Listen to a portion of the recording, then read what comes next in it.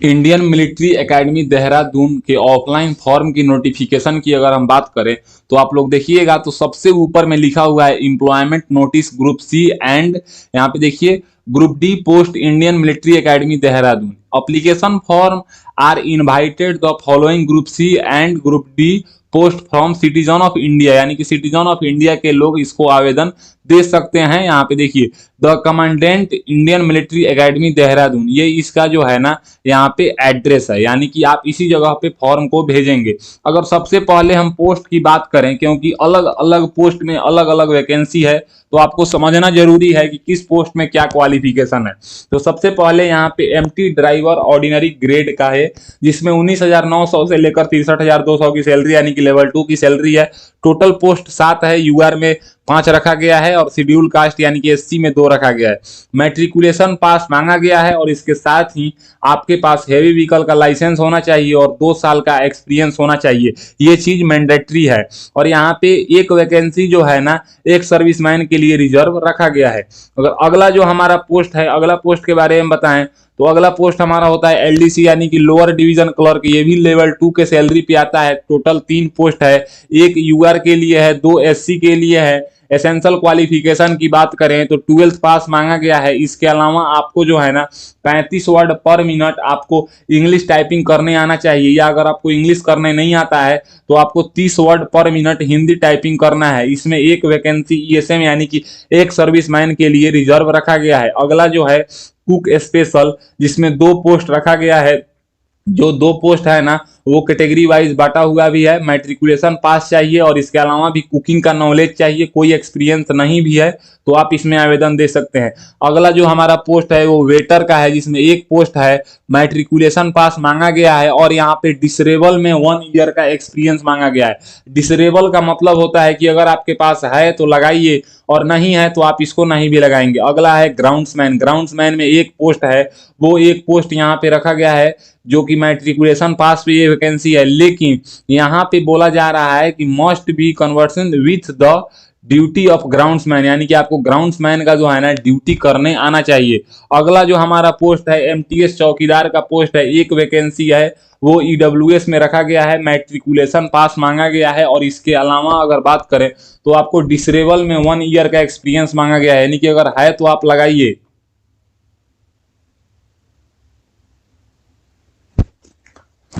अगला जो हमारा वैकेंसी है एमटीएस चौकीदार में एक वैकेंसी है जो कि ईडब्ल्यूएस कैटेगरी के लिए रिजर्व रखा गया है। इसमें इसेंशियल क्वालिफिकेशन में मैट्रिकुलेशन पास मांगा गया है और अगर आपके पास डिसरेबल में 1 साल का एक्सपीरियंस है, यानी कि अगर आपके पास है तो लगाइए, नहीं है तो कोई बात नहीं, आप नहीं भी लगा सकते हैं। अगला पोस्ट है हमारा यहाँ पे ग्रूम का पोस्ट है, जो कि एक पोस्ट पे है, मैट्रिकुलेशन पास मांगा गया है और इसमें यहाँ पे ग्रूम्स का ड्यूटी करने आपको आना चाहिए। अगला पोस्ट है एमटीएस मैसेंजर, एमटीएस मैसेंजर में बोला गया है कि मैट्रिकुलेशन पास चाहिए और डिसरेबल में 1 ईयर का एक्सपीरियंस, यानी कि अगर आपके पास है तो आप लोग 1 साल का एक्सपीरियंस लगाइए, नहीं है तो केवल 10th पास है तो भी आवेदन दे सकते हैं।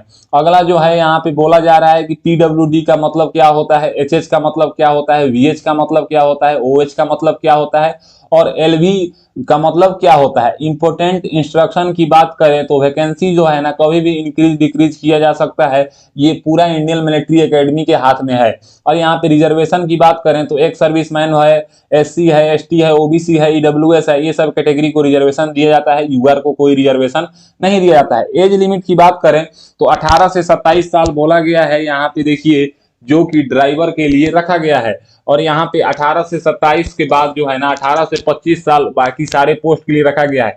रिलैक्सेशन की बात करें तो ओबीसी को 3 साल का और एससी एसटी को 5 साल का छूट दिया जाएगा, जैसा कि सेंट्रल गवर्नमेंट को दिया जाता है। यहाँ पे अगर फीस की बात करें तो आप लोग देखिएगा तो आईपीओ यानी कि Indian postal order value of 50, यानी कि 50 रुपए आपको पे करना है, 50 rupees favour of the commandant Indian military academy Dehradun के नाम से आपको पोस्टल ऑर्डर पे करना है, यानी कि इशू कराना है, जैसे कि फील करना है। देखिए SC ST OBC EWS PH and ex serviceman का मतलब जो है ना एप्लीकेशन फी बोला गया है कि नहीं लगेगा। आप यहाँ पे देख सकते हैं candidates belonging to SC ST OBC EWS PH and ex serviceman को यहाँ पे देखिए एप्लीकेशन फी नहीं लगेगा। और यहाँ पे बोला गया है कि the application fee is no refundable, यानी कि ये रिफंड नहीं किया जाएगा। फोटोग्राफ की बात करें तो one recent passport size photograph, light colour shirt या टी शर्ट जो भी आप पहने हैं कलर बैकग्राउंड होना चाहिए, 3 मंथ से ज्यादा का नहीं होना चाहिए, जो कि आपको एप्लीकेशन फॉर्म पे चिपकाना है। और 2 एडिशनल फोटोग्राफ जिसको सेल्फ अटेस्टेड कर देना है फ्रंट साइड में। और यहाँ पे इंक्लूजर आप देखिएगा तो इसको आपको एप्लीकेशन फॉर्म के साथ रख देना है। अगर यहाँ पे बात करें तो जो इसका लास्ट डेट है ना, उसी दिन पे आपका जो एज है, वो जो क्राइटेरिया है 18 से 25 साल, वो ज्यादा ना होना चाहिए ना कम होना चाहिए, बीच में होना चाहिए। एज लिमिट यहाँ पे देखिए लास्ट डेट जो है ना वो 45 दिन रखा गया है, जो एडवर्टाइजमेंट न्यूज यानी कि एम्प्लॉयमेंट न्यूज में, रोजगार समाचार में आ जाता है।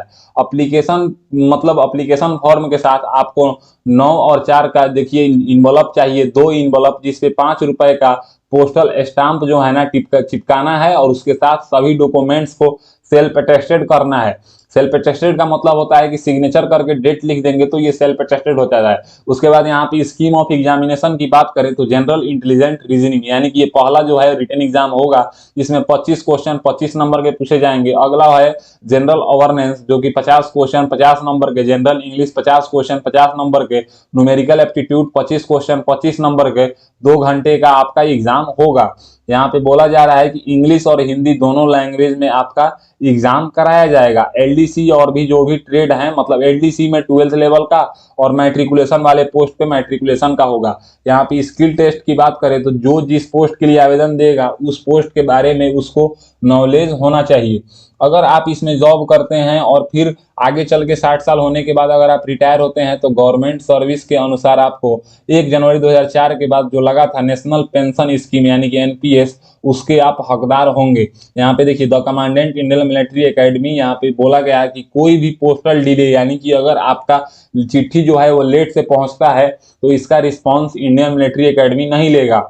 और आगे देखिए तो यहाँ पे बोला जा रहा है कि आपको सबसे ऊपर में लिखना है कि application for the post of, आप जिस पोस्ट के लिए आवेदन दे रहे हैं, और यहाँ पे आपको लेफ्ट साइड में इन्वॉल्व के मतलब लेफ्ट साइड में आपको अपना रिजर्वेशन कैटेगरी बताना है कि आप SC ST OBC ex serviceman या पीएच जो भी कैंडिडेट्स हैं वो यहाँ पे बताया जा रहा है। अगला यहाँ पे बोला जा रहा है कि अगर आप ओबीसी कैंडिडेट्स हैं तो एनेक्सर 2 आपको भरना है। कंटिन्यू टू ऑल एप्लीकेशन, यानी कि आप देखिए अब एनेक्सर 2 कौन है तो मैं आपको दिखा देता हूं। अगर आप ओबीसी कैंडिडेट्स हैं ना तो आपको ये देखिए ये हो गया हमारा एनेक्सर 2, आप देखिए ये एनेक्सर 2 हो गया, देखिए ये आपको फिल करना है। तो ये कुछ नोटिफिकेशन था जो कि मैंने समझा दिया, उम्मीद है कि आपको समझ में आ गया होगा।